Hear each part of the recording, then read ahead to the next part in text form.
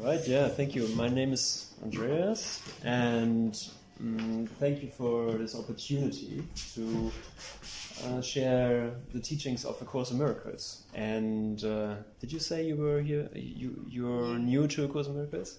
Okay. So I always trust that whatever can be heard will be heard. Like, we will never hear more than we are able to hear. My experience with the Course in Miracles is that it offers me an alternative. It offers everyone an alternative that is not communicated in the world. The world cannot teach this. The world was made to deny what A Course in Miracles teaches. So every time that when I or anyone connects with the teaching or the authority behind A Course in Miracles, it is an offer to question what you believe now to be true, and what you now believe to be reality, and what you now believe to be you. Because we come in here and we are in that scenario of, hello, I'm a body, hello, you're a body too. What is the name of your body? And we identified with this. But what A Course in Miracles comes around to very quickly, like basically from lesson 1, is that none of this is true. Like, none. It's not kind of trying to make a smooth entry into this and say, okay, for now you can believe you're a body, and then later on we will soften up that concept. But it would say, no, actually it was never true and it never happened. You are not in this. It's a projection of your own mind. And now is the right time to introduce this. This is a film that I filmed and that came together over a period of 3 years, and we interviewed a guy and asked him, if you knew that you were dreaming, how would you wake up? And he said, I'm going to enjoy the dream, I'm going to parties, and I will basically enjoy myself. And I said, yeah, but how do you actually wake up from it? How do you wake up from a dream? And I'm sure everyone who is familiar with the Course in Miracles knows how the solution sounds and what the solution is. But if you ask anyone on the street, no one would tap into that solution. And the solution is, I wake up from the dream by giving up attack thoughts. Like, who in the world is going to think of this? And who in the world is actually able to pull that off? How do you give up attack thoughts? We're not even aware that we are in a self-attack, in a denial of our true identity and of our source, that we are one with God. Like, it looks like this is the game we play, and this is how this works, and this is these are the rules, and I'm gonna stick to it. I'm gonna be a body as good as I can. I'm gonna go through the possibilities of being a body, which is being born, gaining maturity, choosing a lifestyle, playing the victim and the victimizer, being lonely all through that, have relationships, break off relationships, get sick and die. So this is the prospect. And in the meantime, there's this question, what is all this for? Why am I actually going through an experience of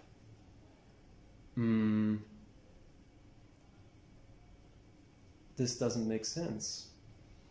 Why am I bound to a faith, or a fate? I think the word is fate. Why am I bound to a fate that reflects me every morning? Okay, this actually doesn't make sense, but I don't know how to live alternatively as a body. And A Course in Miracles comes in and says, okay, what we have to work with is your understanding of who you believe you are and what you believe the world and your body is for. basically, we all think that it is about this. We all think it's about making this feel comfortable, about this being healthy, about this finding pleasure and avoiding pain. And somehow it still doesn't add up. Somehow, no matter how fancy or how creative or how elaborate your lifestyle is or simple your lifestyle is, it kind of, the ends don't meet. It never becomes a real circle. It never becomes an experience of, it's complete. Like this moment is complete. My being, my experience of this moment and my experience of my life is completion. It always feels like you're chasing another end, another end, another end, and another end. And we are so loyal to this game that it actually needs a disruption. And it comes in a certain form, it comes in a certain story, and reminds us there is something else. And this something else is not a hobby that you can kind of start playing with, but this is actually your way out. It's actually your way to wake up from a dream. And the Course in Miracles calls this forgiveness. Or we could call it letting go, or transformation of mind, or awakening. And maybe you've had this experience when you start reading, or when you enter into a Course in Miracles, you read a passage or you do a lesson. Do you know this experience that Jesus kind of collects your mind, and you reflect yourself stories that you're currently been busy with in your own mind, and the people you've been thinking about, and the issues that you have, and the problems you want to solve, and it comes more and more around to your experience of the present moment. It's almost like he's catching you, and he's going around in circles, and the circles become smaller and smaller and smaller. All of a sudden, you sit there like, oh my God, he's speaking to me now. And he's speaking to me about the thoughts that I think now, and he's offering me at the same time an alternative, and says, none of this is necessary. You do not have to think this, not to mention that your thoughts are not real anyway. So, and here's the kicker of the whole thing. We value our thoughts so much that we actually think we can think our way out of this. You know, if I just get what A Course in Miracles says, if I have this full understanding of all of the concepts of the Course, and I've done the lessons 20 times, then I can hold it in my mind. I've got such a big head then, and then I know how to get out of this. And this is our loyalty to our thoughts. And Jesus says, no, this is not going to get you out. This is not how you're going to wake up. But the way how to wake up is to recognize they actually have never offered you anything. They have been a block to your present experience of an opening that you could not imagine. Maybe you could believe in it. Maybe you could use something like trust, faith, and you believed that there is somehow the alternative of God. But when you go with trust, and you employ your mind and your understanding that trust would only make sense if it is applicable now, then we are in a different game. We are in a different game in our mind, and it's not trust of everything will work itself out. I've got this money issue, it will work itself out. I've got this relationship issue, it will work itself out. This is a form of trust, of course. But how in the world is this going to do you any good when the issue you have is not real? And when time is not real? How is trust going to help you then? trust is going to help you when you feel, and this is what I'm here for, and I'm here for myself and for whoever's happy to join me in this. Trust is going to be helpful when you know, oh my God, trust is actually necessary in my mind right now. Because I feel that my inner call and the call of God is addressing me now. And that He's calling me now to let go of the dream, of this idle dream, where I believe to be a body living in a world, going through the maze of London subway and finding my way through another round of what am I going to do with this day? It's going to pick me up and address a deep desire. And this is always hard to communicate because it requires in this somehow a recognition within you, a recognition within your own mind that you say, actually my desire, my yearning is actually a present yearning. And it's a yearning for a present answer. It's not a yearning for, give me another concept that I can happily play with and play out and try out, but it is I'm yearning for an idea, and it has to be a divine idea that I don't think myself, that is applicable now in my own mind, that I can use in my mind right now to pierce through the layer of fear. And to say, I have no necessity to wait. And I can't, in a sense, I can't really tolerate to wait longer to experience who I truly am. You know, of course there's this idea of, what's the word? Gentleness, the word of patience, and the idea of patience and the quality of patience. Yet, infinite patience, when I stretch patience so far, it will have to bring an immediate effect, because God is not somewhere else or in another time, when this is all the time that we have, and this moment is all the time that we have.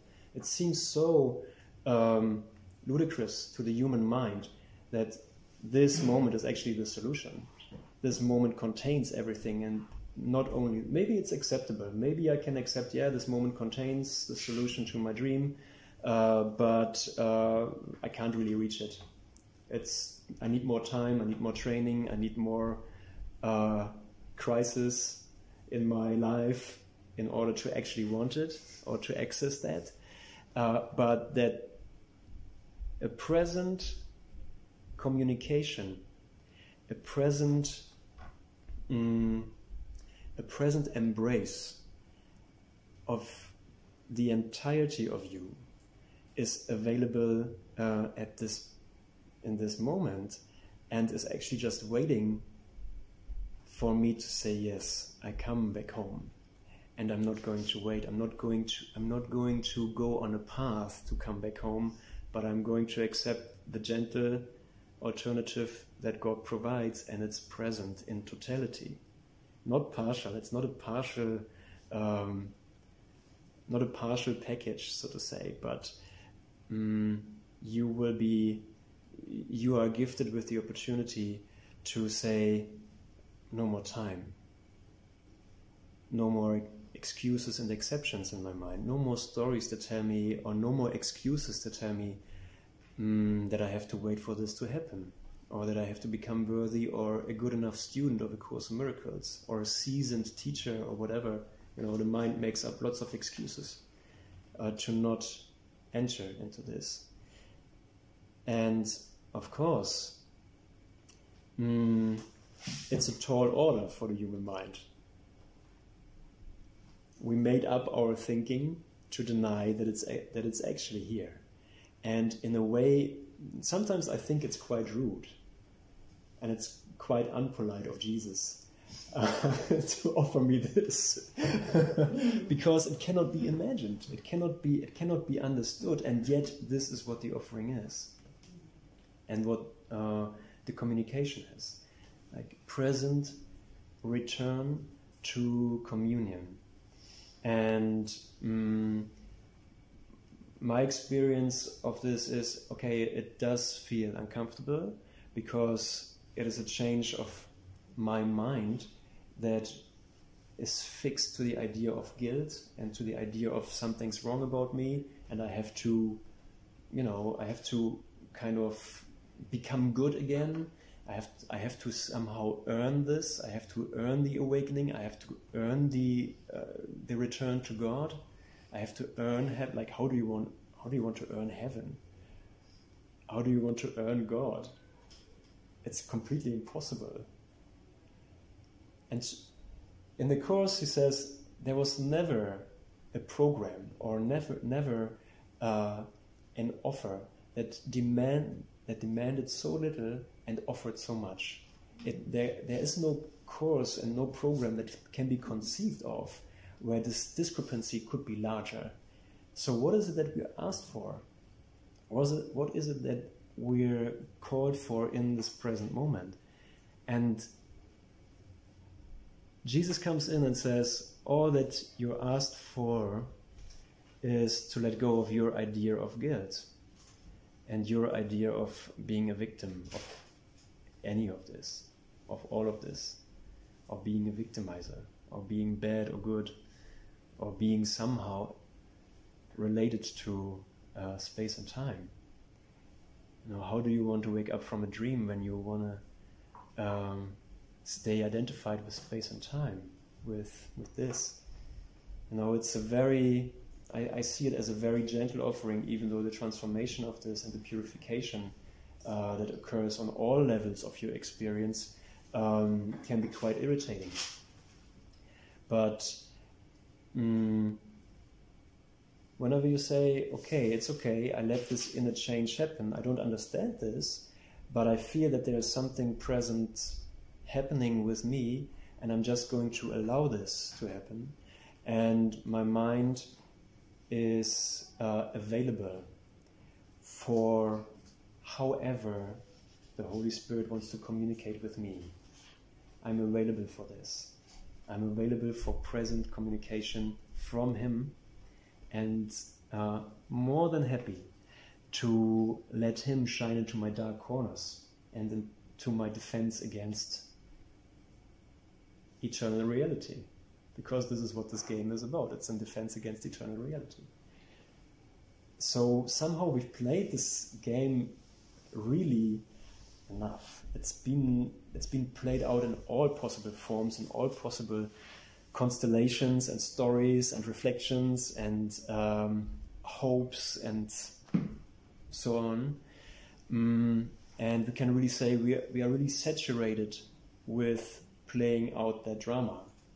There's no more need to play more. There's no more need to dream more and to see what other dreams may bring, because they always bring the same results. At the end, I'm going to sit here and I'm going to listen to a Course in Miracles student or a Course in Miracles teacher. I'm going to listen to a teaching, and I'm going to listen to his voice offering. Sometimes I miss the words, but I'm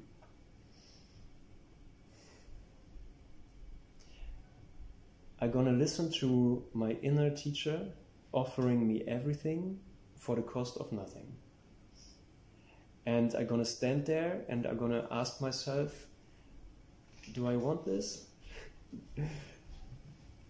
Or do I have a desire for another round of dreaming? And this round could be another second, another day, another year, another lifetime, another cycle around, the black hole in the center of this Milky Way. We're free. We have free will. But the gift of the ego or the old teaching, the past learning, will never change. It will always be the same offer. It will always be experience yourself as separate. Experience yourself living a life that doesn't have meaning, but try to give it meaning. It will always offer you the game of becoming old and die, and in the end it will just leave me hopeless. So maybe you want to imagine a possible lifetime that you haven't lived yet, a possible lifetime where you think, oh, my dreams can be fulfilled there. I have missed out on X, Y, Z, and if I could just live that one more time, then I'd be ready to wake up. Then I'd be ready to forgive myself, basically. And when you go through that, and when you go through this imagined scenario of being a different hero within your dream, and of, well, of gaining all the gifts that the ego can offer, what would be the end result? And I'm sure the end result will be, okay, I will sit right here, right now. At the end of that, I will just be here again and listen to the same offer. What is your choice now? Another round of dreams, another round of characters, scenarios, stages, victim, victimizer? Or is it going to be, hang on, I hear the bell. I hear the bell. I hear the repetition that doesn't really make sense. I can repeat as often as I like, and we did repeat as often as we liked. And now, again, the same offer. Is this the end of the dream? Or is there a need for more dreams? It's a free choice. So maybe you think this is difficult to decide. Maybe you think it's hard to let go of dreams. But when we look at what a dream really is, what is the substance of a dream? What is a dream made out of? What is the day made out of? And I'm going to jump to the answer, not to make it too hard. The answer is it's made out of fear. When reality is love, then a dream must be made out of the opposite, the seeming opposite. And it would be then fear. Something that doesn't exist in reality, but something that we can believe in, that we believe to experience, that we believe is giving the reality the substance. It's not really the Higgs boson particle in matter that's giving all of this solidity and weight. It's the emotion of fear. So however this is colored, every one of us has a different story. Every one of us comes in with a different timeline and a private world. But no matter how this is colored, no matter how you show up in a female body, in an old female body, a young female body, an old male body, or alien body, or whatever, the substance would always be fear of this world that you experience. So the question is, more of that, more fear, colored or painted in a different color, in a different shape, or have I experienced fear enough to say it's actually useless, it's quite useless, it's not even something that I will miss, but I don't get it. I don't get fear. I don't get what this big value in fear is. I don't get what it will bring me. I don't get what it teaches me. All the teachings of fear have been kind of not really understandable. It brought me to more protection. It brought me more into protecting myself from the obvious dangers, but somehow it didn't make sense. The things that it always said to me never really occurred. It taught me to fear death. It taught me to fear God. It taught me to fear my life. It taught me to fear change. It taught me to fear being stagnant. It taught me just to fear. That's it, but it's senseless. It's not expanding. It's not confirming life. It's not bringing any quality that can be really shared. It's not even something that needs to be undone, in the sense that fear is something real that need to be undone. It just doesn't make sense. And really, this is where my gratitude for A Course in Miracles comes in. Jesus comes in with such a clarity and says, fear has never been real. It has no real source, and it has no real effects.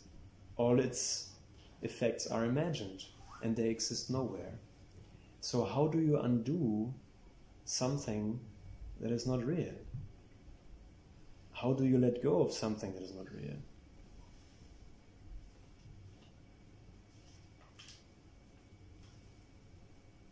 It's understanding and accepting it's true. It's simply true. It is actually true. Oh my God, what A Course in Miracles teaches is actually true. It hasn't been caused, and it has no effects. I don't do that fear has no effects. I don't accomplish that fear does not have effects. I can just acknowledge Jesus is right.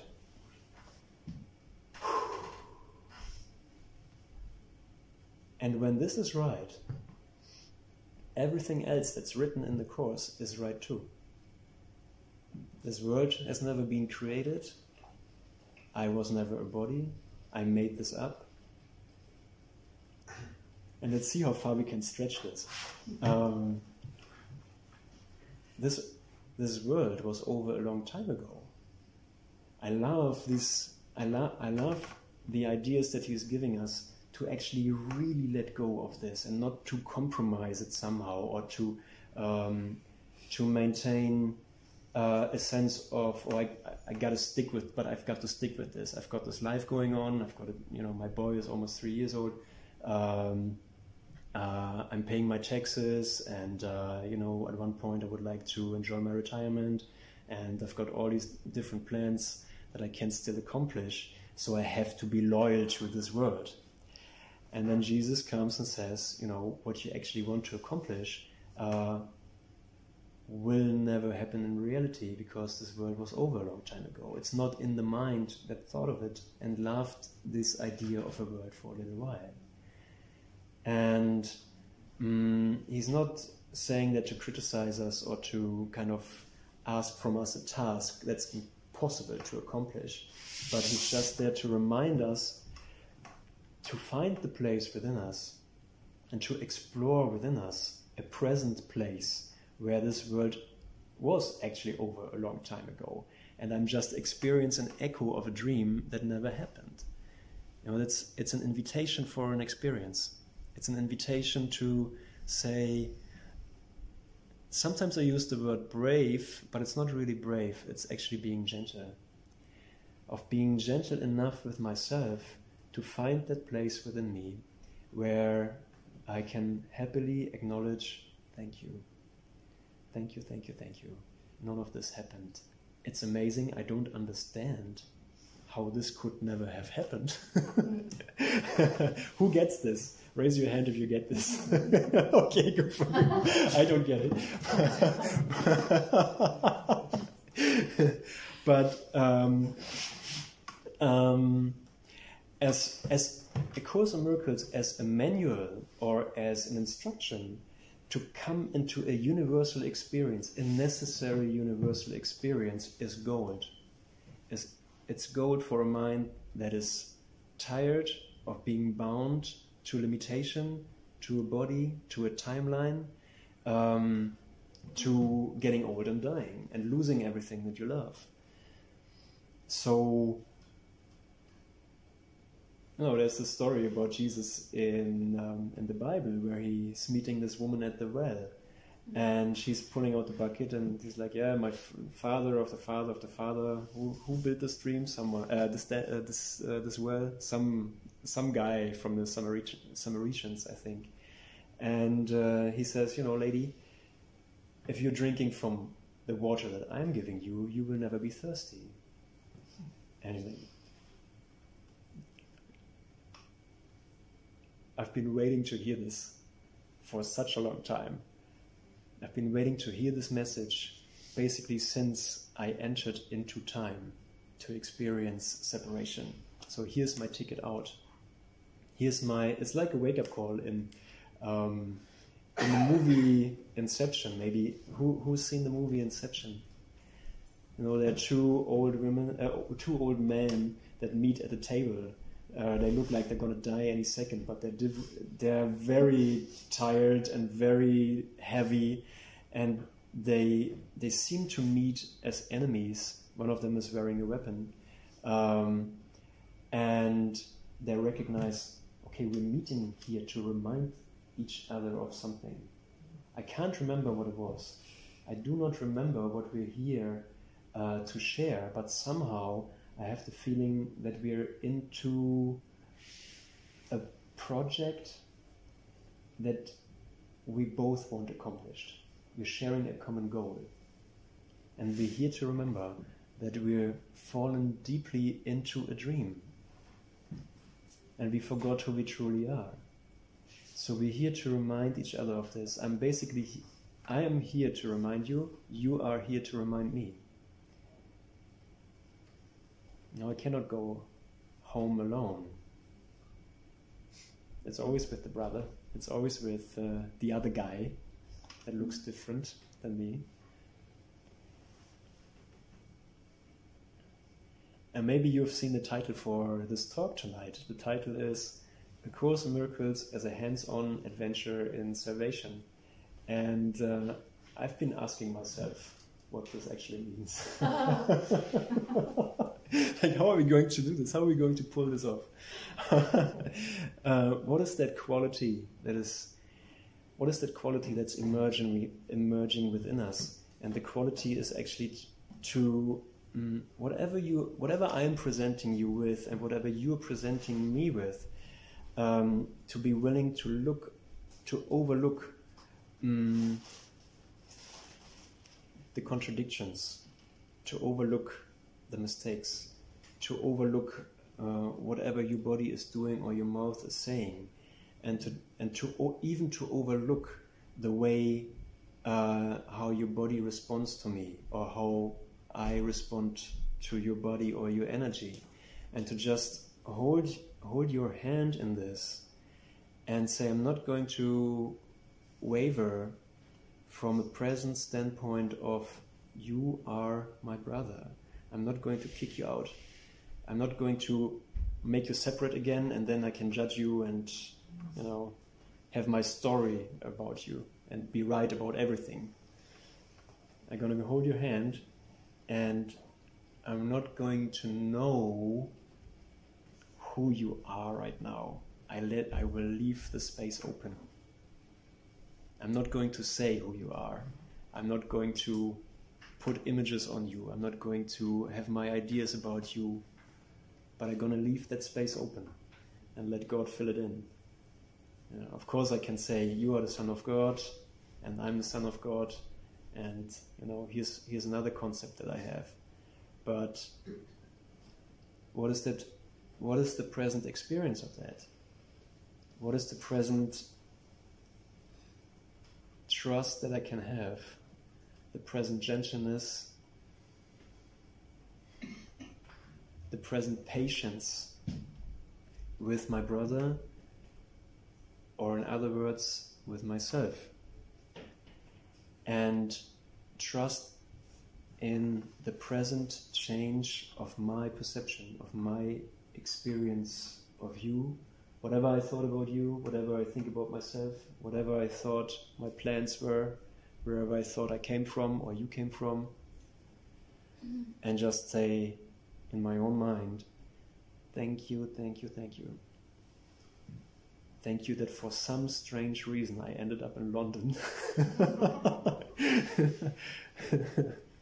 listening to one voice, and to be comforted in this, that no sacrifice is asked of anyone, but just to allow a present experience to change everything that you knew. So this is what I really like. When I come to talks, I get excited and I think like, oh my God, what's going to happen? Is anybody going to be confronted by this, or is it going, is this going to communicate? Am I going to be able to speak at all? Will I have an idea what to say? But, when you go through this conversion, when you go through these layers of fear and judgments and self-attack, it's always self-attack. I know we are all here for just one thing, and we share this. We share this one present goal. And this present goal is just to remember His love. And I just read it a few days ago. Jesus says in the Course, I came into the world as a light. And that means I came as the light to share it with you. It didn't come as the light. Jesus, the hero, he overcame the crucifixion, he raised from the dead, all the stories that we keep telling ourselves. But he came as a light because he knew, okay, we were in darkness. And the solution to that is to remember the light that you are. You are the light of the world. You are created as light. And it never changed. The light never turned into a body. It never turned into flesh. Your ability to communicate totally with your present source has never been lost. It's been covered, and that kind of attests to your ability to deceive yourself to such an extent that it is actually incredible. But this deception never changed our identity in God.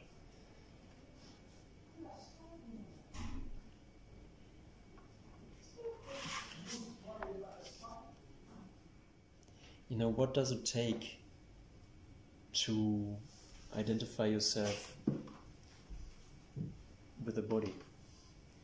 How much defense does it take in your own mind to believe that you are this? Or how much defense does it take from me to believe that I am this? God hasn't created us this way. No one has given us a body in that sense. But we made it up, and we believe this is our setup. And it's made with defenses in the mind. Deception can be summed up as you believe you are a body. That's what deception is. And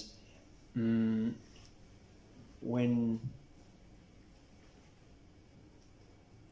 you come into a present communication with Him and into a present extension of your light and your love and the peace of God, you just begin to taste the truth that you don't need defenses for anything.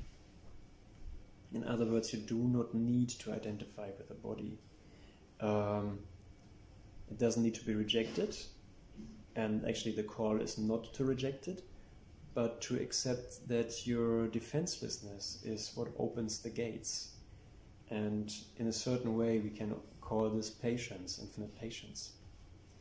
So whenever two minds join and recognize it's actually the same mind, there is I would call it a celebration. There's a celebration going on. It's not a party as such, it's not like whistles and bells, but it is a celebration of homecoming, a celebration of God's peace is alive in me, and I am not this body. This body is not a hindrance, it serves. It serves this one purpose, to presently extend this peace within my mind and in the mind of everyone else.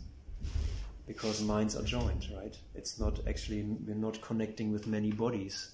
We're connecting with the universal mind that my brother is. Every one of us, I love this is what we shared in Ibiza, at one of the festivals. It's like every one of us represents the entirety of God. It's not like many little God pieces. Every one of us represents the entirety of God. Then the human mind says, God must be pretty small then, because I just see so little. But it is simply an acceptance okay, I'm joining with my brother, and from here on, the potential is infinite. The present potential for extension of my mind is infinite. It does not end. There's no end to this extension. There's not an end to salvation.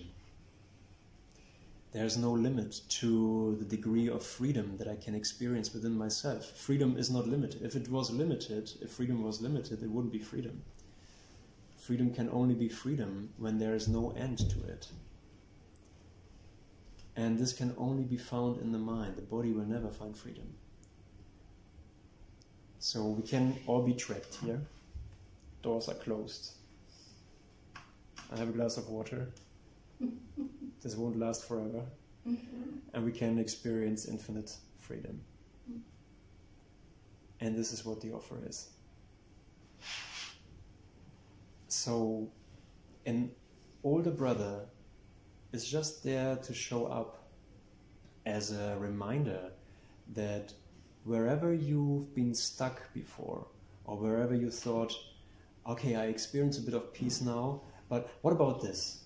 Oh, I've got the strange feeling here again, I'm a body. An older brother shows up to tell you whatever you believe about yourself, whatever you experience as limiting, it is nothing. It's just an idea that is not true. So, and in this we can stand. In this becomes really a hands-on adventure and salvation, because it addresses all possible experience you can possibly find yourself in a human experience as a human being. Wherever you can dream yourself to, whatever depth or height of frequency in your own mind you can dream yourself to, there's always a present total alternative, and you can go beyond that. Or in other words, this shall pass too. May it be the joy that you experience, the fun that you experience, the pain that you experience, the death, loss, loneliness, sickness, hopelessness, whatever the range of human potential offers, it will make way for God's peace. Oh, this is great. It's a universal solution to whatever. So A Course in Miracles might actually look like a big book.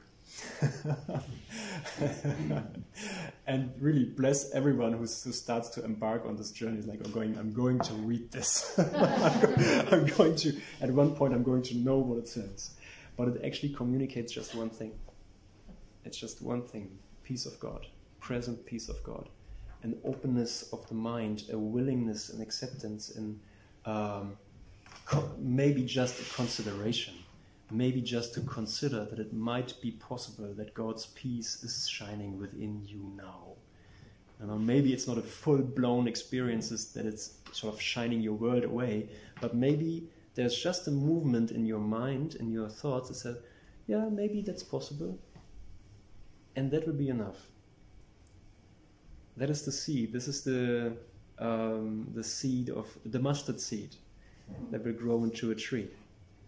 And I love Jesus. It is really a Course in Miracles. It is really a course in saving time, because he says, how you may ask yourself, how is it possible to experience peace here when it seems like there's so much we have to do before this is actually remembered?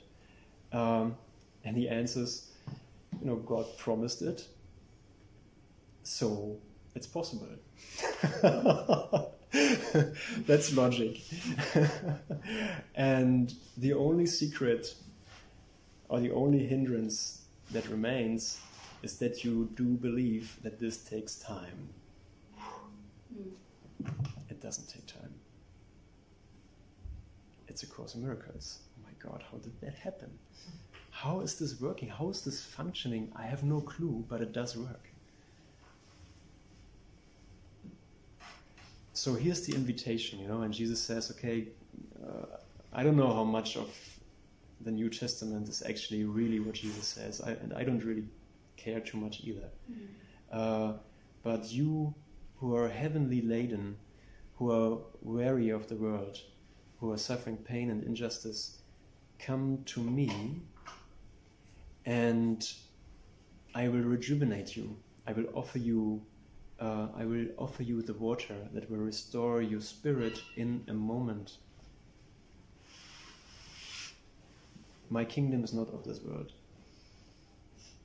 What I offer you is not a worldly message. What I offer you is the remembrance that you were never able to change your eternal reality, your eternal identity in God. And this is what we all come home to, and we can just say thank you for everyone. Just a few days ago, the lesson said, my brothers are my counselors inside. Everyone is counseling me. Sorry, I haven't looked at you for the duration of the talk. Thank you so much for doing this table. Thank you for helping so much with everything. So everyone is here to help me to see in a new way, to reflect in a new way. And this is perfect timing. No one is coming too late. It's like the last one will get the same the same gifts as the first ones. Well, was this the 10 minutes gone? No. You got another 15 minutes. All right, great. So we're in good time. Okay, awesome. Thank you.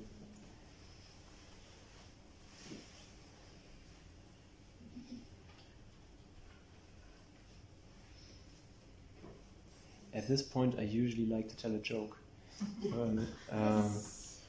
Yeah, but I forgot them all. I